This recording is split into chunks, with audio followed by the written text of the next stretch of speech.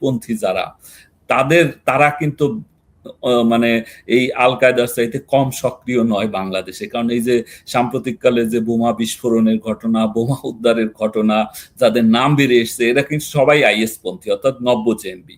তো জেএমবি এবং পরবর্তীতে নব্য জেএমবির একটা প্যাটার্নই ছিল মাইনরিটি কমিউনিটিকে টার্গেট করা, এবং তারা এই অনেকগুলো হত্যাকাণ্ড কিন্তু ঘটিয়েছে। আমি যে সময়টা বললাম 2015 সালের মাঝামাঝি থেকে 2016 সালের একেবারে হোলি আর্টিজানের আগে পর্যন্ত উত্তরবঙ্গে দিনাজপুর, তারপরে রংপুর, কুড়িগ্রাম, ঠাকুরগাঁয়ে, বিভিন্ন জায়গায় পুরোহিত হত্যা, তারপরে মন্দিরে হামলা, এগুলো করেছে। ফলে এটা কিন্তু এদের টার্গেটের ভিতরেই, অর্থাৎ এবং প্যাটার্ন যেটা এই যে জবাই করা ঠান্ডা মাথায়, বা এই যে হত্যা করা, শ্বাসরোধ করে হত্যা করা, ঘরে ঢুকে এত ফলে এই প্যাটার্ন কিন্তু এটার সাথে মিল আছে। মানে তাদের যে টার্গেট সিলেকশন, অর্থাৎ টার্গেট নেচার অফ টার্গেট, সেইটার সাথে কিন্তু আবার এইটা মিলে। ফলে এই বিষয়টাকেও মাথায় রেখে, অর্থাৎ সবগুলো অপশনস ওপেন রেখেই আসলে তদন্ত কাজটা করা উচিত।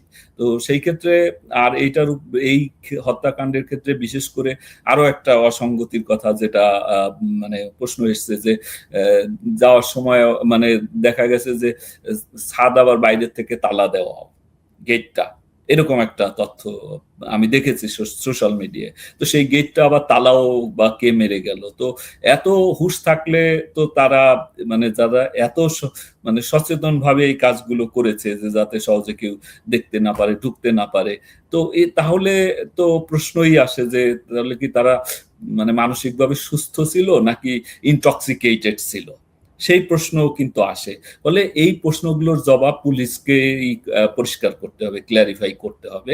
যে অফিসার কেঁদেছেন ওনার বডি ল্যাঙ্গুয়েজ আমি দেখেছি, এই বডি ল্যাঙ্গুয়েজ বলে এটা আসল কান্না নয়, এটা আসল কান্না বলে আমার মনে হয়নি। কাজে এই কান্নাটা আসলে কোনো ভালো কর্মকর্তা সুলভ বা অফিসার সুলভ কোনো আচরণ সেটাও না। অবশ্যই আমরা যারা পুলিশ অফিসার ছিলাম বা যারা পুলিশে চাকরি করে তারাও মানুষ, তাদেরও সমস্ত ধরনের ফিলিংস গুলো আছে, মায়া মমতা, তারপরে দুঃখ কষ্ট সবই আছে। কিন্তু যে কান্নাটা দেখেছি এটা আমার কাছে জেনুইন কান্না বলে মনে হয়নি। কারণ কাজেই এইটা নিয়েও মানুষের যারা বডি ল্যাঙ্গুয়েজ রিড করতে পারে তারা বুঝবে এটা। তো সেই কারণে সন্দেহগুলো আসছে। এখানে কান্নাকাটি করার কোনো মানে প্রয়োজনও নাই, আবশ্যকতা নাই। মনিরুল ইসলাম, এই যে হত্যাকাণ্ডটি ঘটে গেল এবং সামাজিক যোগাযোগ মাধ্যমে আপনি দেখছেন কিনা জানি না, যে পুলিশ যে বয়ানটা হাজির করেছে, পুলিশের বয়ানটা কেউ বিশ্বাস করছেন না। যে এই দুই লিকলিকে তরুণ 19 আর 23 বছর বয়সী, তারা ইয়াবা খেতে কেনই বা গণপতি চক্রবর্তীর বাড়ি যাবেন, আর কেনই বা তারা বাধাগ্রস্ত হওয়ার পরে চারজনকে খুন করে ফেলবেন, এটা সম্ভব কিনা সে প্রশ্নটা একেবারে গণপতি চক্রবর্তীর পরিবার থেকে শুরু করে সামাজিক যোগাযোগ মাধ্যমে বিভিন্ন ব্যক্তি তুলে সয়লাভ করে ফেলেছেন। পুলিশ খুব দ্রুতই তদন্ত শেষ করে ফেললো কিনা এবং পুলিশের বয়ানটা বিশ্বাসযোগ্য হচ্ছে কিনা, অনেকে বলছেন এই যে একটা হিন্দু সংখ্যালঘু পরিবারকে বাড়ি ঢুকে হত্যা করা, এটা কোনো বিশেষ উদ্দেশ্যে ঘটে থাকতে পারে কিনা। আপনার কি মনে হয়, মানে এই ঘটনাকে কেন্দ্র করে যেসব আলোচনা, যেসব অবিশ্বাস আর পুলিশের যে বয়ান, আপনি কিভাবে দেখছেন? ধন্যবাদ।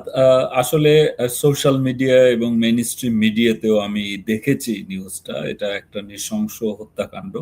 আমি এইটার প্রতি এই যে মানে মর্মান্তিক ঘটনাটি ঘটেছে, যারা নিহত হয়েছে তাদের আত্মার শান্তি কামনা করছি। তো আসলে এই ধরনের ঘটনা, এই সিমিলার ক্যাটাগরির ঘটনা আমরাও পেশাগত জীবনে অনেক ফেস করেছি। হয়তো এই সংখ্যা বা জায়গা ভিন্ন, কিন্তু এ ধরনের নানা পরিচয়ের মানুষের এইরকম হত্যাকাণ্ড বিভিন্ন সময় হয়েছে। তো সেগুলো তদন্ত করতে গিয়ে আমরা দেখেছি কখনো কখনো অবিশ্বাস্য কোনো তথ্য আসলে বেরিয়ে এসেছে, বাট সেটা সাক্ষ্য প্রমাণ দিয়ে যাচাই করে তারপরে একটা সিদ্ধান্তে পৌঁছতে হয়েছে। তো এখানে যেটি পুলিশ দুইজন আসামিকে অভিযুক্ত হিসাবেই গ্রেপ্তার করেছে, যারা বয়সে তরুণ, বলা যায়, এবং তারা ইয়াবা সেবী বলে দাবি করা হয়েছে যে তারা ইয়াবা খেতে গিয়েছিল পাশের ছাদে, সেখান থেকে মানে এটি দেখে ফেলা এবং বাধা দেওয়ার কারণে ওই ছাদে বা সিঁড়িতেই হত্যা করেছে স্কুল শিক্ষক গণপতি চক্রবর্তীকে, এবং তারপর তার বাসার ভিতরে ঢুকে ওয়াইফ যে প্রীতিলতা চক্রবর্তী এবং আর দুই সন্তান, অর্থাৎ মেয়ে ইউনিভার্সিটি পড়ুয়া বা পাশ করেছে সদ্য, এরকম একটি কন্যা এবং আর একটি শিশুকে হত্যা করেছে। তো এই ঘটনার ক্ষেত্রে কতগুলো, আমি সোশ্যাল মিডিয়ার প্রেক্ষিতেই বলছি, আমি যেহেতু এক্স্যাক্টলি ঘটনার তদন্তকারীদের সাথে বা তদন্তে কি কি তারা পেয়েছে সেটি আমি এক্স্যাক্টলি জানি না, যতটুকু তারা প্রকাশ করেছে ততটুকু দেখেছি। তাতে অনেকগুলো অসঙ্গতি, অনেক প্রশ্নবোধক চিহ্ন আসলে এসেছে। যে মানে একটা প্রশ্ন আমি দেখেছি যে একেবারে এরা যে আইনগত ব্যাখ্যাগুলো খুব ভালো বোঝে বা তদন্তের যে সূত্রগুলো, ফরেনসিক ডিজিটাল ফরেনসিক্স এগুলো বোঝে বা অপরাধ বিজ্ঞান পড়েছে বা অপরাধ বিজ্ঞানের সূত্র জানে, সেটি নয়। কিন্তু সাধারণভাবে যে প্রশ্নটা এসছে, ডেড বডি পাওয়া গেছে আবার বেডরুমে, তো সিঁড়িতে বা ছাদে নাকি রক্তেরও কোনো চিহ্ন নাই। তারপরে এই দুই তরুণ সম্পর্কে যারা গ্রেপ্তার হয়েছে তাদের সম্পর্কে তাদের বাবা মা এবং এলাকাবাসী অনেকে বলছে যে তারা মাদকসেবী নয়। এটি এটি এই তথ্যগুলো এসেছে। তারপরে শার্ট নিয়ে দেখলাম একটা বিভ্রান্তি যে আগের রাতে পুলিশ সদস্যের গায়ে যে শার্ট, আর পরের দিন অভিযুক্ত দুইজনের একজনের গায়েও সেম শার্ট। তো শার্ট ধরেন এটিও মানে কাকতালীয় হতে পারে অথবা কি ঘটনা, সেটি আসলে পুলিশকেই এটার ক্লারিফিকেশনটা দিতে হবে। তো এর বাইরে প্রশ্ন আসে যে হ্যাঁ, এই দুইজন চারজনকে হত্যা করতে পারে কিনা। হ্যাঁ, এটা সম্ভব, একেবারে সম্ভব নয় তা না।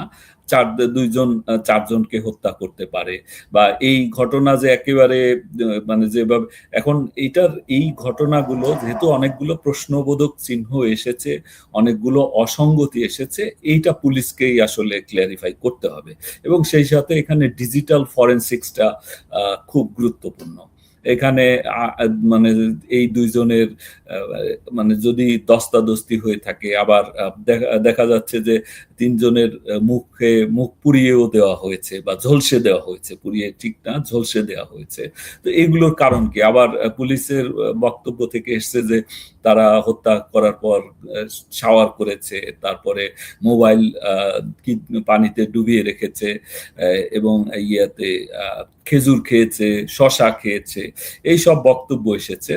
তো এগুলো যেহেতু চারজনই মারা গিয়েছে, খেজুর তারা খেয়েছিল, শশা তারা খেয়েছিল না আসামিরা খেয়েছিল, এটা বলাটা আসলে খুব কঠিন। হ্যাঁ, এখন যদি আসামিরা স্বীকার করে পুলিশের কাছে, সেটি আমি জানি না সেটা করেছে কিনা, তাহলে ভিন্ন বিষয়। তো এই ক্ষেত্রে তদন্তের ক্ষেত্রে যেটা খুব গুরুত্বপূর্ণ বিষয় থাকে, মানে কমন যে বিষয়গুলো থাকে, সেগুলো যদি প্রত্যক্ষদর্শী না থাকে, সেই ক্ষেত্রে তো প্রথমেই খুঁজতে হয়, অনেকগুলো অপশনস খোলা রেখে কিন্তু তদন্তটা শুরু করতে হয়, অর্থাৎ খোলা মনে, যে হ্যাঁ প্রথমত তাদের সাথে মানে এই যে হত্যাকাণ্ডের যে ধরন, যে প্যাটার্ন যেটা দেখা যাচ্ছে, তাতে বোঝা যায় যে যারা হত্যা করেছে তাদের একটা প্রচন্ড আক্রোশ ছিল, অর্থাৎ প্রিভিয়াস এনমিটির একটা বিষয় কিন্তু থাকে। তো সেই দিক থেকে এখানে প্রিভিয়াস এনমিটির কোনো তথ্য পুলিশও বলছে না বা অন্য কেউই বলছে না, কারণ নিরীহ শিক্ষক, উনি শিক্ষকতা করেন, একটা মানে গণিতের শিক্ষক হিসাবে উনি নিঃসন্দেহে প্রাইভেট মানে টিউশনি করান এবং সেই টাকা সঞ্চয় করে একটা বাড়ি করেছেন। মেয়ে বিবাহযোগ্য মেয়ে এবং মেয়ের বিবাহ ঠিকও হয়েছে, এরকমটি আমি দেখেছি। তো এই রকম একটা পরিবারের সাথে এই দুই যুবকের বা তরুণের যে এনমিটি ছিল, এইটা কেউ এখন পর্যন্ত একজন মানুষও বলছে না, নাম্বার ওয়ান। নাম্বার টু হলো যে তারা আসলেই মানে ইয়াবা সেবী কিনা। যদি ইয়াবা সেবী না হয় কিংবা নতুন ইয়াবা সেবী হয়, তাহলে শুধুমাত্র তাদের বাধা দেওয়ার কারণে তারা 4টি হত্যাকাণ্ড ঘটাবে কিনা, এটা একটা। তারপরে আবার বলা হচ্ছে হ্যাঁ, যদি কেউ ইয়াবায় মানে গভীরভাবে আসক্ত হয়, অর্থাৎ ভীষণ আসক্ত মৃত্যু হয়, যে ইয়াবা সেবন করার পর মানে অতিরিক্ত ইয়াবা সেবনের কারণে তার সেন্স যেটা সেটা কাজ করে না, এটা যদি হয়ে থাকে, সেই ক্ষেত্রেও এই হত্যাকাণ্ডগুলো বিশেষ করে বাসায় ঢুকে, আবার যদি তাকে আমি ধরেও নেই যে ছাদে বা সিঁড়িতে হত্যা করা হয়েছে, সেই ক্ষেত্রে আবার বাসায় ঢুকে এই আরো 3টা মানুষকে হত্যা করা, কিংবা এই যে শাওয়ার করা, খেজুর খাওয়া, শশা খাওয়া, তারপর মোবাইল আপনার পানিতে ডুবিয়ে রাখা, এগুলো কিন্তু আবার মানে এই যে ক্রাইম সিনকে ইয়ে করার জন্য, অর্থাৎ যে ফুটপ্রিন্টস গুলো, যে সিগনেচার গুলো, সেগুলো গোপন করার জন্য যে চেষ্টা, অর্থাৎ মোবাইল গুলো সব, তো এইটা আবার ওইভাবে গভীর আসক্ত মানুষ যার হুঁশ থাকে না, তাদের পক্ষে কিন্তু এইগুলো করাটা খুব ডিফিকাল্ট। তো যেহেতু এটা এই পরিবারটি হিন্দু পরিবার, মাইনরিটি কমিউনিটি ভুক্ত, তো আমরা দেখেছি যে বাংলাদেশে মানে এর আগে এখানে যদি আমি একটু আপনাকে একটা প্রশ্ন করি, যে এই যে আপনি হিন্দু কমিউনিটি প্রসঙ্গে কথা বলতে যাচ্ছিলেন বটে, গতকাল থেকে সামাজিক যোগাযোগ মাধ্যমে একদল বলছেন হিন্দু কমিউনিটির বলে এটাকে বিশেষভাবে দেখা দরকার, যে হিন্দু সম্প্রদায়ের এই পরিবারটাকে একরকমের উদ্দেশ্যমূলকভাবে টার্গেট করে নিশানা করে হত্যা করা হলো কিনা। অন্যদিকে আরেক দল বলছেন যে এটা একটা সামগ্রিক আইন শৃঙ্খলা রক্ষা পরিস্থিতির প্রসঙ্গ। আমি আপনার কাছে আসলে এখানে একটু জানতে চাই যে পুলিশ কি সংখ্যালঘু পরিবার টার্গেট হলে সেটাকে অন্যভাবে দেখে কিনা, এবং মানে প্রশ্ন তো নানা রকম উঠছে, পাশের নির্মাণাধীন ভবনটা রেখে, নিরিবিলি ভবনটা রেখে এই দুই যুবক কিভাবে নামলেন, এবং সাংবাদিকরা এই প্রশ্নও করেছেন যে 3তলা ছাদ থেকে দোতলা ছাদে নেমে তারা কি করে নিরাপদ থেকে, মানে হাত পা না ভেঙে ইয়াবা খাচ্ছিলেন। আর ওই যে শক্তির প্রসঙ্গটা, যে 13 বছর শিশু মানেও কিন্তু তাদের সবচেয়ে ছোট যে সন্তান, ছেলেটা 13, মেয়েটা 25, স্ত্রী 50, গণপতি চক্রবর্তী নিজে 65, সুস্থ সবল 4টা মানুষ, মানে এটা সম্ভব কিনা। আর আপনি যে বললেন যে পুরোপুরি একরকমের আবার মানে এই ক্রাইম ধামাচাপা দেওয়ার কাজগুলো তারা খুব সুচারুভাবে করেছে বলে পুলিশ এখন বলছে, মানে এটা টার্গেট কিলিং কিনা, হিন্দু সম্প্রদায় বলে কিনা, এগুলো কি বাংলাদেশের পুলিশ দেখে? সকল নাগরিকই সমান, কিন্তু মানে এটা এভাবে দেখা হয় কিনা আলাদা করে, এবং দেখবার কারণ আছে কিনা। কারণ পৃথিবীর অনেক দেশে, মানে আমি জানি যুক্তরাজ্যে কিন্তু এই জিনিসটা মাথায় রেখে তদন্ত করা হয়, এটার একটা মানে এটাও একটা গুরুত্বপূর্ণ ফ্যাক্টর হয়ে ওঠে। আমি জানি না বাংলাদেশে হয় কিনা। দেখুন, এটি আসলে তথ্য, অর্থাৎ ক্লু অনুসন্ধানের ইয়ে হিসেবেই দেখা হয় যে মাইনরিটি কমিউনিটি হলে, হিন্দু সম্প্রদায় বা খ্রিস্টান সম্প্রদায়, সেটা মানে এদের ধরাই হয় সংখ্যালঘু, মানে অপেক্ষাকৃত দুর্বল মানে কমিউনিটি। এটি লঘু বললেই তো আসলে বোঝাই যায় যে এটা অপেক্ষাকৃত দুর্বল কমিউনিটি। তো সেইটার ক্ষেত্রে আর যে পার্সপেক্টিভ, যেটা অর্থাৎ 5 আগস্টের পর থেকে যেভাবে মাইনরিটিদেরকে, মানে সেই তৌহিদি জনতা, আবারও বলি যে তৌহিদি জনতার উত্থান এবং ইসলামাইজেশন করার একটা যে প্রক্রিয়া চলমান, মানে এটাকে যে একটা সোশ্যাল মুভমেন্ট হিসাবে নিয়েছে, সোশ্যাল ইসলামাইজেশন প্রসেসটাকে, তো সেই ক্ষেত্রে মাইনরিটি হিসাবে এটা অবশ্যই আলাদাভাবে গুরুত্ব দেওয়ার প্রয়োজন আছে। সেই সাথে আরেকটা বিষয় প্রণিধানযোগ্য, সেটা হলো আপনার আমরা দেখেছি, অতীতে দেখেছি যে কোন টেরোরিস্ট অর্গানাইজেশন, যেটা অর্থাৎ মানে আপনি উগ্রবাদী বলেন আর যেভাবেই বলেন, সন্ত্রাস টেরোরিস্ট গ্রুপ বলেন, আউটফিস, তাদের টার্গেট কিন্তু মাইনরিটি কমিউনিটি। এবং এই যে হত্যার যে ধরন, আপনার মনে থাকার কথা, বেশ কয়েক বছর আগে গোপীবাগে এক পীরের আস্তানায় ঢুকে 6 জনকে কিন্তু জবাই করে হত্যা করা হয়। তারপরে আমরা দেখেছি যে 2015 সালের মাঝামাঝির পর থেকে 2016 সালের কিন্তু বিভিন্ন সময়ে উত্তরবঙ্গ কেন্দ্রিক অনেক পুরোহিত, মানে ঢাকায় তারা ব্যর্থ হয়ে যাওয়ার পরে, ঢাকায় তারা এই যে আইএস পন্থী যারা, যদিও আল কায়দা নিয়েই খুব বেশি কথাবার্তা হচ্ছে, কারণ জাতিসংঘের সিকিউরিটি কাউন্সিল থেকে এই বিষয়টা নিয়ে উদ্বেগ প্রকাশ করা হয়েছে বলেই এটি এসছে, কিন্তু প্রাসঙ্গিকভাবে যে বিষয়টা অনেকেই হয়তো লক্ষ্য করছে না, যে আইএস, ইসলামিক স্টেট পন্থী যারা, তারা কিন্তু মানে এই আল কায়দার চাইতে কম সক্রিয় নয় বাংলাদেশে, কারণ এই যে সাম্প্রতিককালে যে বোমা বিস্ফোরণের ঘটনা, বোমা উদ্ধারের ঘটনা, যাদের নাম বেরিয়ে এসছে এরা কিন্তু সবাই আইএস পন্থী, অর্থাৎ নব্য জেএমবি।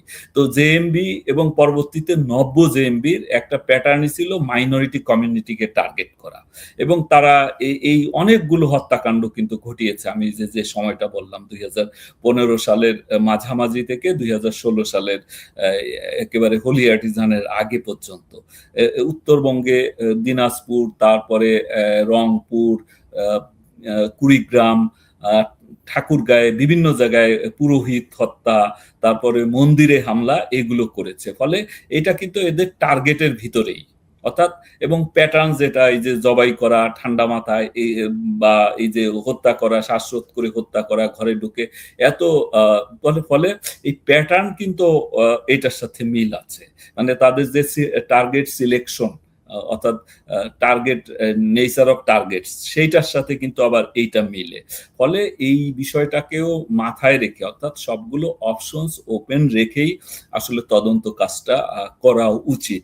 তো সেই ক্ষেত্রে আর এই হত্যাকাণ্ডের ক্ষেত্রে বিশেষ করে আরো একটা অসঙ্গতির কথা যেটা মানে প্রশ্ন এসছে যে যাওয়ার সময় মানে দেখা গেছে যে ছাদ আবার বাইরের থেকে তালা দেওয়া, গেটটা, এরকম একটা তথ্য আমি দেখেছি সোশ্যাল মিডিয়ায়। তো সেই গেটটা আবার তালাও বা কে মেরে গেল। তো এত হুঁশ থাকলে তো তারা মানে যারা এত মানে সচেতন ভাবে এই কাজগুলো করেছে যে যাতে সহজে কেউ দেখতে না পারে, ঢুকতে না পারে, তো তাহলে তো প্রশ্নই আসে যে তাহলে কি তারা মানে মানসিকভাবে সুস্থ ছিল নাকি ইনটক্সিকেটেড ছিল, সেই প্রশ্নও কিন্তু আসে।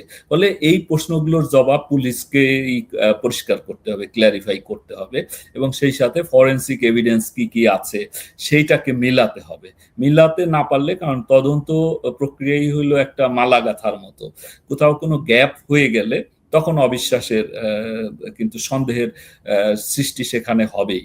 তো তো সেই বিষয়টাকে বিবেচনা করেই পুলিশেরই এখন দায়িত্ব হয়েছে যে ধরেন আমরা তদন্ত করতে গিয়ে অনেক সময় দেখেছি যে ধরেন আসামিকে প্রেসার দেওয়ার পরে আসামি গড় গড় করে স্বীকার করেছে, যা প্রশ্ন করা হচ্ছে সবই হা হা উত্তর দিয়ে যাচ্ছে তারা, কারণ এই যে ইমাজিনেশন এক ধরনের মানে আমি আমি আমি অনেক ক্ষেত্রে দেখেছি যে দেখা গেছে যে আসামি একেবারে হড় করে সব বলে দিচ্ছে, কিন্তু পরবর্তীতে দেখা গেছে যে কোনো কারণে সে বলেছে আসলে সে ঘটনার সম্পর্কে জানেই না, ঘটনা শুনে দেখে এবং চাপে পড়ে স্বীকার করেছে।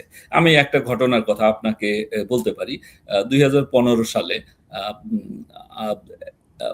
আমাদের এই যে এখন গাবতলীর কাছাকাছি আর কি একজন পুলিশের এএসআই কে হত্যা করা হলো ছুরি মেরে।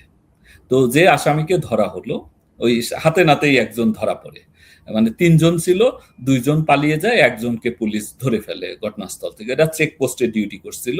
তো তখন দারুসালাম থানা এলাকায়। তো ওখানে তো ওকে ধরার পর থানায় নিয়ে যাওয়া হয়। থানায় নিয়ে যাওয়ার পর সে গড় করে বলতে থাকে যে এখানে বগুড়ার শাহজাহানপুরের ছেলে, সে শাহজাহানপুরের উপজেলা চেয়ারম্যান, ভাইস চেয়ারম্যান সহ অনেক বিএনপি নেতার নাম বলে, বিএনপি এবং জামাতের নেতা, যে তারা এই ঘটনার সাথে জড়িত, তারা এই হত্যা করতে পাঠিয়েছে। তো এইটা পুলিশ অ্যাকর্ডিংলি মামলা রেকর্ড করে, ওই থানায় মামলা হয়, এদেরকে নাম দিয়ে মামলা হয়, কেউ গ্রেপ্তার হয়, এবং সে ছাত্র শিবিরের সাথে জড়িত, এগুলো সে সব স্বীকার করে। তো মামলা হয়ে যায়। পরে আমি আসলে যাইনি, কিন্তু আমি তো তখন ডিবিতে, আমি জয়েন্ট কমিশনার, আমার এডিশনাল কমিশনার উনি নিজে গিয়ে জিজ্ঞাসাবাদ করে এসছে থানা থেকে।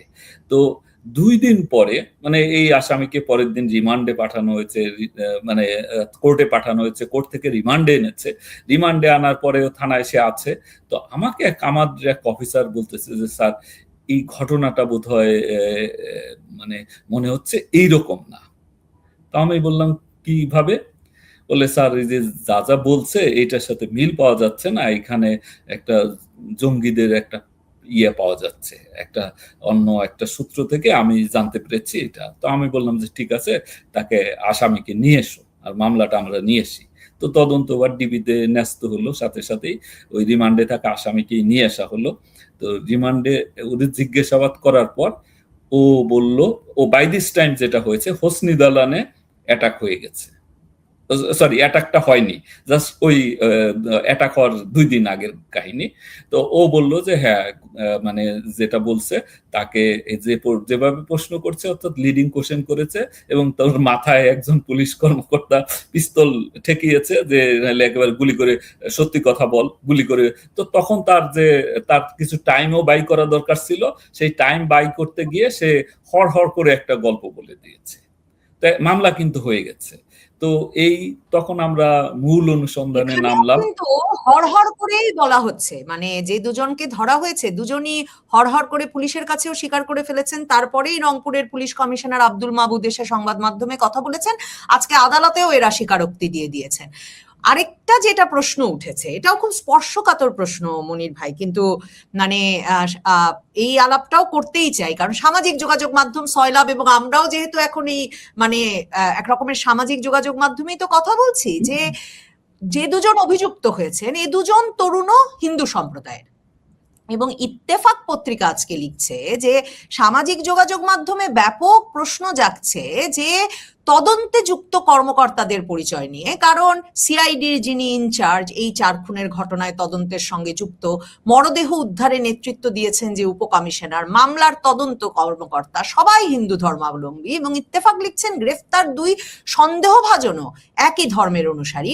পুলিশ কর্মকর্তারা বলছেন এটা একটা নিছক কাকতালীয় বিষয়, কাউকে ধর্মীয় পরিচয়ে তদন্তে যুক্ত করা হয় নাই। কিন্তু এটা নিয়েও আরেকটা প্রশ্ন জাগছে, আর আপনি যখন বলছেন ওই যে প্রশ্ন করা হচ্ছে আর হড়হড় করে স্বীকার করে ফেলা, মানে 2 হিন্দু যুবকের জন্য তো স্বীকার না করা তার পরিবার তাদের জন্য আরো বেশি বিপজ্জনক এবং স্পর্শকাতরও হয়ে ওঠে। সেগুলো এই তদন্ত কাজটিকে নানাভাবে প্রশ্নের সম্মুখীন করছে কিনা, মানে প্রশ্নটা এই প্রশ্ন যে এত রকম উঠছে তার পেছনে এটাও একটা কারণ কিনা। দেখুন, এইটা মানে এই যে ধর্মীয় মানে তদন্ত কার্যক্রমের সাথে যারা জড়িত এরা কাকতালীয় মাইনরিটি কমিউনিটির হতেই পারে, হিন্দু সম্প্রদায়ের বা মানে সম্ভবত চাকমাও একজন আছে, এরকম মনে হলো আর কি ছবিতে। তো এইটা কাকতালীয় হতে পারে, কারণ সিআইডির যে কর্মকর্তা তার পোস্টিং তো আর হঠাৎ করে হয়নি, তার ওখানে পোস্টিং আছে। তো এইটা কাকতালীয় হতেই পারে। তো ওইটা হিসেব করেই, কিন্তু অনেক সময় হয়, আমরাও করেছি যে ধরেন একটা নারীর ঘটনা যদি হয়, নারী নির্যাতনের বা নারীর কোনো সেন্সিটিভ বিষয় হয়, সেই ক্ষেত্রে আমরা নারী কর্মকর্তাকে নিয়োগ দেই তদন্তকারী কর্মকর্তা হিসেবে, কারণ তার সাথে খোলা মনে কথা বলতে পারবে, বা তার ওই যে নারী কর্মকর্তা হিসেবে, তদন্তকারী কর্মকর্তা হিসেবে সবারই থাকা উচিত, বাট তার একটু স্পেশালি যে নারী হিসেবে এক ধরনের সংবেদনশীলতা থাকবে। তো সেই ক্ষেত্রে এইটা আমি জানি না যে ওইটা মাথায় রেখে এই কাজগুলো করা হয়েছে কিনা, যেহেতু মানে একই সম্প্রদায়ের মানুষ হলে এটা তাদের একটু আলাদা রকমের টান থাকবে, একটা সংবেদনশীলতা আলাদা থাকবে, সেটা মাথায় রেখে এটা দেয়া হয়েছে নাকি কাকতালীয়, এটি আসলে আমার যেহেতু অ্যাক্সেস না থাকার কারণে আমি এটা বলতে পারছি না, তবে এটা কাকতালীয় হওয়াটাও অসম্ভব নয়। আর অভিযুক্তদের ক্ষেত্রে মানে ধরেন আমি ভাবছিলাম যে মানে এই অভিযুক্তরাও হিন্দু হওয়ার কারণে এই বিষয়টা নিয়ে আরো বিশেষভাবে আলাপ হচ্ছে কিনা, এবং এর সঙ্গে যদি একটু যুক্ত করে দেই যে আপনি বলছিলেন যে পরে আপনারা গিয়ে দেখলেন যে যেসব অনেক ক্ষেত্রে জঙ্গি কানেকশন, এই যে হিন্দু খ্রিস্টান, হিন্দু পুরোহিত, সংখ্যালঘু সম্প্রদায়ের মানুষকে এর আগেও আপনারা 2012 থেকে হ্যাঁ, এমনকি পীরের বাড়িতে গিয়েও এমন ঘটনা, মাজারের যে খাদেম, এদের হত্যাকাণ্ডগুলো যেগুলো হয়েছে। এমনকি 2025-এর অক্টোবরে মার্কিন দূতাবাস কিন্তু সরকারকে জানালো যে তাদের দূতাবাসের ভেতরে অমুসলিম কর্মীদেরকে টার্গেট করা হবে, সে বিষয়টা তারা জেনেছে এবং তাদের বিশেষ নিরাপত্তা দরকার। কাজেই কিন্তু আমার প্রশ্ন হচ্ছে যে একটা খুন সাধারণ খুন নাকি জঙ্গিরা খুন করেছেন, এটা কখন পুলিশ কর্মকর্তারা বুঝতে পারেন? জঙ্গিরা খুন করলে সাধারণত তো তাদের দায়িত্ব স্বীকার করার কথা, ক্রেডিট নেওয়ার কথা, নাকি এই বাংলাদেশে 90 জেএমবি বা এই জঙ্গি সংগঠনগুলো সেগুলো আগেও করতো না, এখনো তাই করছে না? মানে কি করে বোঝেন বা বোঝা যেতে পারে যে এটা একটা জঙ্গি কানেকশন আছে কিনা? আর পুলিশ যে খোলা মনে এই তদন্তটা করবে সেটাই বা নিশ্চিত হওয়া যায় কি করে? কারণ আমাদের স্বরাষ্ট্রমন্ত্রী তো বলেছেন যে তিনি এমন কি মনে করেন না যে জাতিসংঘ নিরাপত্তা পরিষদের যে উদ্বেগ বাংলাদেশে আল কায়দা ঘাঁটি গাড়তে চাইছে, এটা আমলে নেওয়ার কিছু আছে, এটা একটা অনুমান নির্ভর। এটা তো উনি আল কায়দা বিষয়ে বলেছেন, কিন্তু এটা যদি যদি এটা প্যাটার্ন মিলে যাচ্ছে, যদি জঙ্গি কানেকশন হয়ও তদন্তে বেরিয়ে আসে, সেটা হবে আইএস পন্থী, অর্থাৎ নব্য জেএমবি। তো নব্য জেএমবির বিষয়টা বলেন নাই। তো নব্য জেএমবি, কারণ এই যে আলামিন, মামুন সহ বিভিন্ন যে নাম বেরিয়ে আসছে, বোমা কেরানীগঞ্জে বোমা বিস্ফোরণ বা সাভারে বোমা উদ্ধার, তারপর ইয়েতে কি ছাতা বোমা উদ্ধার, এগুলো আইএস এর কাজ, অর্থাৎ নব্য জেএমবির কাজ, আইএস পন্থী নব্য জেএমবির কাজ। তো এই ক্ষেত্রে আর আপনি যেটা বললেন যে ইয়েটা কি রেসপন্সিবিলিটি ক্লেইম করা, যে দায় দায়িত্ব স্বীকার করা, তো দায় দায়িত্ব স্বীকার ইন্টারেস্টিংলি গত বছর মানে যখন এই আইএস বা নব্য জেএমবির উত্থান হয় 2015 সালে, তখন তাদের একটা মিডিয়া আউটলেট ছিল আত-তামকিন। তো তামকিন মিডিয়া যেটা ছিল, সেইটাই তারা সাধারণত দায় দায়িত্ব স্বীকার করত। তো ইন্টারেস্টিংলি গত বছর আত-তামকিন বন্ধ করে দেওয়া হয়েছিল। তারপরে তারা ডট দিয়ে বিভিন্নভাবে ঘুরিয়ে ফিরিয়ে অনেকবার চেষ্টা করেছে, প্রত্যেকবারই এটা আসলে বন্ধ করে দিয়েছে। এটা আমরা আমাদের সামর্থ্যে না করলেও যাদের সামর্থ্য আছে তারা বন্ধ করে দিয়েছে। তো কিন্তু এই আত-তামকিন আবার খুলেছে গত বছর। তো গত বছর খোলার পর ওখানে কয়েকটা হত্যাকাণ্ডের রেসপন্সিবিলিটি তারা স্বীকার করেছিল, এবং এই 2-3 জনই মাইনরিটি কমিউনিটির মানুষ। বিচ্ছিন্ন হত্যাকাণ্ড, যেগুলোর তদন্ত আসলে আর ওইভাবে আগায়ও নাই বা ওই রকম আসামি ধরা হয়েছে। তো এইটা কিন্তু হয়েছে। তো পরবর্তীতে তাকে, কারণ যে দায় স্বীকার করছিল যে ছেলেটা, সে বাংলাদেশে থাকে, ফলে তাকে পরবর্তীতে তার যে গুরুরা, অর্থাৎ তার পিছনে যারা আছে, অর্থাৎ আইএস এর যারা একেবারে মূল নীতি নির্ধারক বাংলাদেশ বিষয়, তারা বলেছে এইটা নিরাপদ না, তুমি এটা ডিলিট করে দাও, তুমি দেশের ভিতরে থেকে এটা তুমি দায় দায়িত্ব স্বীকার করো না। তো ফলে দায় দায়িত্ব স্বীকার নাও করতে পারে, দায় দায়িত্ব স্বীকার দিয়ে আসলে এটা বিবেচনা করার কোনো সুযোগ নাই। কিন্তু এটার ওই যে যদি এভিডেন্সটা আসলে খুঁজে বের করতে হবে, এটা পুলিশকেই আসলে বের করতে হবে, এবং তথ্য সূত্রগুলো, মানে এই যে অনেকগুলো ডটস আছে, এই ডটস গুলোকে একেবারে মিলিয়ে একটা মালার মতো যেটা গাঁথা, সেটা পুলিশকে করতে হবে। এখন খোলা মনে তদন্ত করবে কিনা, এইটা আসলে এই গ্যারান্টি তো আমি দিতে পারবো না।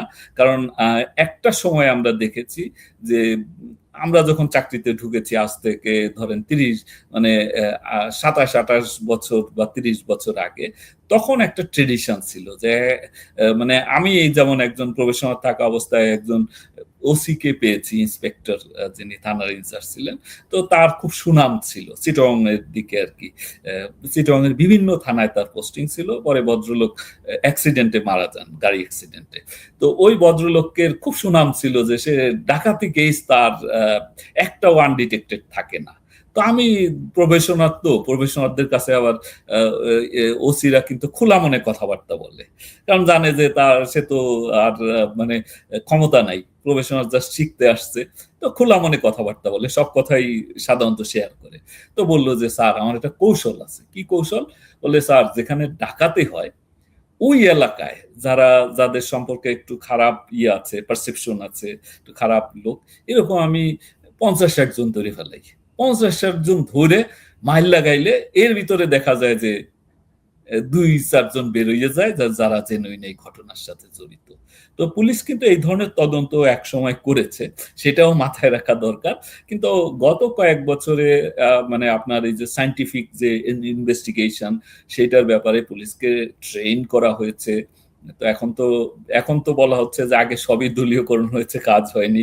কিন্তু আমি তো জানি যে একমাত্র সাগর রুনি ছাড়া আর কোনো সেন্সেশনাল মামলা মানে ডিটেকশন হয় নাই এইরকম কোনো হিস্ট্রি গত অন্তত ঢাকায় গুরুত্বপূর্ণ ঘটনা আমার জানা মতে নাই। আর আমার একটা ইয়ে আছে যে নিলয় হত্যাকাণ্ড, ব্লগার নিলয় হত্যাকাণ্ড, এইটার তদন্তটা আমি শেষ করতে পারিনি, অর্থাৎ ডিটেক্ট করতে পারিনি। মানে নামগুলো পেয়েছি কারা করেছে, কিন্তু তাদের মূল আইডেন্টিটিটা আমি, অর্থাৎ টেক নেমটা, সাংগঠনিক নেমগুলো পেয়েছিলাম, বাট গ্রেপ্তার করা বা এটা পুরোপুরি করা সম্ভব হয়নি। আর তো সকল ঘটনারই তো সায়েন্টিফিক ইনভেস্টিগেশনের উপরে নানা রকম ট্রেনিং প্রোভাইড করা হয়েছে গত 15 বছরে। মানে পুলিশের যে ক্যাপাসিটি বিল্ডিং, সেই কাজটা হয়েছে। পাশাপাশি নানা রকম ফরেন্সিক টুলস যেটা, সেগুলো সংগ্রহ করা হয়েছে।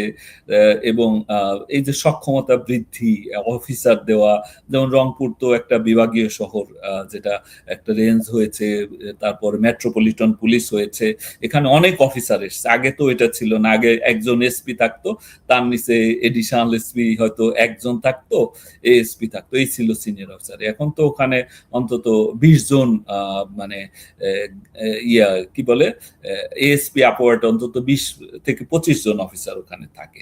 ফলে এই সক্ষমতা বৃদ্ধির কাজটাও হয়ে গেছে, এবং ফরেনসিক পরীক্ষার পরেও পুলিশ বলে দিয়েছে যে এই যে 4 জনেরই যে মুখ বিকৃত হয়ে গেছে, যেটা থেকে ধারণা করা হচ্ছিল, পুলিশই বোধহয় প্রথম প্রাথমিকভাবে দেখেই বলেছিল যে কোনো রাসায়নিকের ব্যবহার হতে পারে। পুলিশ নাকি ফরেনসিক পরীক্ষা করেও এখন বলছে যে রাসায়নিকের ব্যবহারও হয় নাই, এটা আসলে দেহ গলতে শুরু করেছিল বা পচে গেছে তার নমুনা।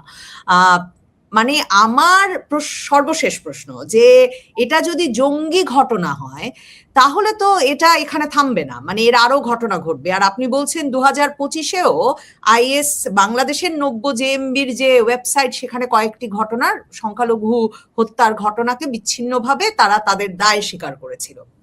মানে তাহলে এটা আসলে ওভাবে যদি হয়, মানে ধামাচাপা দেওয়ার চেষ্টা বা অন্য কোনো বয়ান তৈরির চেষ্টা, সেটা তো আসলে পরিস্থিতিকে আরো অনিরাপদ করবে, এবং এখানে তো আসলে তার মানে থামবে না।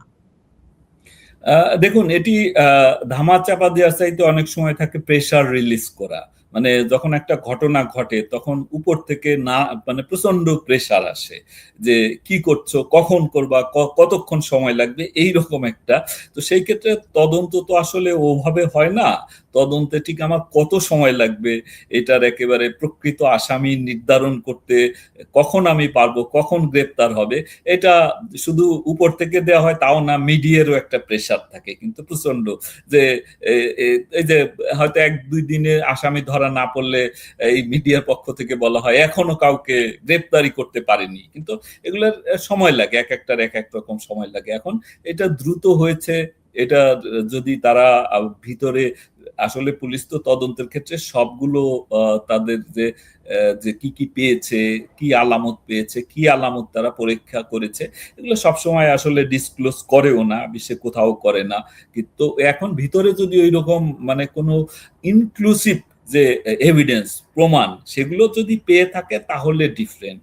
আর না হলে কিন্তু যদি সেটা না হয় তাহলে মানে শুধুমাত্র প্রেসার রিলিজ করার ক্ষেত্রে, প্রেসারকে কমিয়ে রিডিউস করার ক্ষেত্রে, দায় মুক্ত হওয়ার জন্য দ্রুত করে থাকে, সেটা হলে তো অবশ্যই আপনি যেটা বললেন, অর্থাৎ তাহলে যারা এই হত্যাকাণ্ডের সাথে মানে এই আসামি যদি না হয়, তো যারা জড়িত তারা তো মানে হাততালি দেবে যে হ্যাঁ আমরা মানে বেঁচে গেলাম। কারণ এরকম ঘটনা অতীতে ঘটেছে, ঘটেনি তা নয়। মানে আপনি যদি বিখ্যাত জজ মিয়ার কাহিনী বাদও দেন, এছাড়াও অনেক ঘটনা ঘটেছে, এবং ইন্টারন্যাশনালিও কিন্তু ঘটে যে প্রকৃত আসামি না, তার আপনি একটা মুভি দেখার ইয়ে থাকলে দেখতে পারেন, লাইফ অফ ডেভিড গেইল, একটা ইউএস মুভি। তো সেখানে দেখা গেছে যে একজনের ফাঁসি হয়ে গেছে, কিন্তু ফরেন্সিক আলামত মিলিয়ে একেবারে সকল রকম পরীক্ষা নিরীক্ষা কিন্তু সে ঘটনার সাথে জড়িত না। একেবারেই সেই ঘটনার সাথে, হত্যাকাণ্ডের সাথে তার মানে কোনো যোগসূত্র ছিল না, কিন্তু তার ফাঁসি হয়ে গেছে। ফাঁসি হওয়ার পর এটা ডিটেক্ট হয়েছে, ভিডিও এভিডেন্স বের হয়েছে যে সেই হত্যাকাণ্ডটা সে ঘটায় নাই, এটা একটা সুইসাইডাল কেস ছিল। তো এরকম হয়, মানে মিসক্যারেজ অফ জাস্টিস সেটাও হতে পারে। তো কাজেই আমার মনে হয় যে এটা তাড়াহুড়া না করে মানে ফরেনসিক এভিডেন্স, ডিজিটাল এভিডেন্স, এইগুলোর উপরই নির্ভর করে সকল রকম যে প্রশ্নগুলো হয়েছে, মানে প্রশ্নগুলো এসছে, অবিশ্বাস এসেছে, সন্দেহের তীর ছোড়া হচ্ছে, সবগুলোর জবাব পুলিশকে আসলে ধীরে সুস্থে এইগুলোর জবাবগুলো দিয়ে মানে মানুষের যে কৌতূহল বা মানুষের যে অবিশ্বাস, দ্বন্দ্ব, সেটা দূর করতে হবে। কিন্তু এত অবিশ্বাস হলো কেন? মানে যে দুজনকে ধরেছে, এইটা সবাই সামাজিক যোগাযোগ মাধ্যমে ব্যাপকভাবে জজমিয়া কাহিনী আলোচিত হচ্ছে এই ঘটনার পর থেকে। মানে এই অবিশ্বাসের কারণ কি? এমনকি পুলিশ কমিশনার এসে আবেগ আপ্লুত হয়ে কেঁদেছেন সংবাদ সম্মেলনে। মানুষ সেটা নিয়েও সন্দেহ প্রকাশ করছেন যে উনি আসলে নাটক করছেন, গল্প বলছেন, তাই বোধহয় তিনি এত বেশি কেঁদেছেন। মানে এতটা সন্দেহই বা পুলিশের প্রতি হলো কেন এই ঘটনাটাতে? দেখুন, যে অফিসার কেঁদেছেন ওনার বডি ল্যাঙ্গুয়েজ আমি দেখেছি। এই বডি ল্যাঙ্গুয়েজ বলে এটা আসল কান্না নয়, এটা আসল কান্না বলে আমার মনে হয়নি। কাজেই এই কান্নাটা আসলে কোনো ভালো কর্মকর্তা সুলভ বা অফিসার সুলভ কোনো আচরণ সেটাও না। অবশ্যই আমরা যারা পুলিশ অফিসার ছিলাম বা যারা পুলিশে চাকরি করে তারাও মানুষ, তাদেরও সমস্ত ধরনের ফিলিংস গুলো আছে, মায়া মমতা, তারপরে দুঃখ কষ্ট সবই আছে। কিন্তু যে কান্নাটা দেখেছি এটা আমার কাছে জেনুইন কান্না বলে মনে হয়নি। কারণ কাজেই এইটা নিয়েও মানুষের যারা বডি ল্যাঙ্গুয়েজ রিড করতে পারে তারা বুঝবে এটা। তো সেই কারণে সন্দেহগুলো আসছে। এখানে কান্নাকাটি করার কোনো মানে প্রয়োজনও নাই, আবশ্যকতা নাই, এবং এটার জন্য মানে একটা জেনুইন তদন্তের মাধ্যমে প্রকৃত আসামিকে যদি শনাক্ত করে তাদের শাস্তির আওতায় আনা যায়, সেটাই পুলিশ অফিসারের মূল দায়িত্ব, এবং সেইটা তার কান্না বা এতে এক ধরনের আনন্দও আছে। মানে এই যে এইটা করতে পারলে যে একটা, আমরা দেখেছি যে যখন 5, 7, 10 দিন, 1 মাস পরে একটা মামলার ডিটেকশন হয়েছে, প্রকৃত আসামি ধরা পড়েছে, তদন্তটা একটা সফলতার দিকে এগিয়ে গেছে, তখন যে মেন্টাল স্যাটিসফ্যাকশন সেটা কিন্তু অনেক বেশি। তো ওই লক্ষ্যেই আমার মনে হয় যে এখন পুলিশের দায় আরো বেড়েছে। যে আর একটা তো আমরা দেখছি যে এই যে মামলার যে ধরন, 5 আগস্টের পর থেকে যে মামলার ধরন, আসামি টরেন্টো থাকলেও মানে আসামি টরেন্টোতে ড্রাইভ করছে, কিন্তু সে দেখা গেছে ঢাকায় একটা হত্যা মামলার আসামি হচ্ছে ওই সময়, সে ঘটনা হয়তো জানেই না। বা আমিও হয়েছি, আমি যখন নিউ ইয়র্কে আমি ওয়ার্কশপে যুক্ত, তখন দেখা গেছে ঢাকার হত্যাকাণ্ডের সাথে আমি জড়িত। তো এরকম হয়েছে। তো ফলে এইটার কারণে অবিশ্বাস, পুলিশের প্রতি অবিশ্বাস সবসময় কম বেশি ছিল। তো এইটা মানে আমরাও অনেক অবিশ্বাসের মুখে আমরা কাজ করেছি, তদন্ত করেছি। কিন্তু এখন এটাই 5 আগস্টের পরে এই যে এলোপাথারি মামলা, এই মামলায় আবার দেখুন মামলা হতে পারে, যেমন বিখ্যাত আসিফ নজরুল সাহেবও বলে গেছেন যে এটা পাবলিক মামলা দিলে আমরা কি করব। হ্যাঁ, বাদী মামলা দিয়েছে, কিন্তু সেই মামলায় যারা গ্রেপ্তার হয়, যে সুনির্দিষ্টভাবে পুলিশ জানে যে এই ভদ্রলোক বা এই ভদ্র মহিলা ঘটনার সাথে জড়িত নয়, তারপরেও তাকে গ্রেপ্তার করছে এবং এই 2 বছর কোন রকম তদন্তের অগ্রগতি ছাড়াই জেলে পড়ছে। তো এই কারণে পুলিশের প্রতি অবিশ্বাস যেটা, সেটা আরো, অনাস্থা যেটা, সেটি আরো বেড়েছে, আগের চাইতে আরো বেড়েছে। ফলে এই অবিশ্বাসকে জয় করতে হলে পুলিশকে কাজের মাধ্যমেই করতে হবে, পেশাদারিত্বের মাধ্যমে করতে হবে। এখানে কান্নাকাটি বা আবেগ দেখিয়ে সম্ভব নয়। প্রফেশনালিজম, পেশাদারিত্ব দেখিয়েই, তার এফিসিয়েন্সি দেখিয়ে, তার কমিটমেন্ট দেখিয়েই তাকে মানুষের এই অবিশ্বাসের যে অভিশাপ থেকে নিজেদেরকে মুক্ত করতে হবে। আর পুলিশকে আসলে সবচেয়ে বেশি মানে নিরাপত্তার বোধ তৈরি করতে হবে।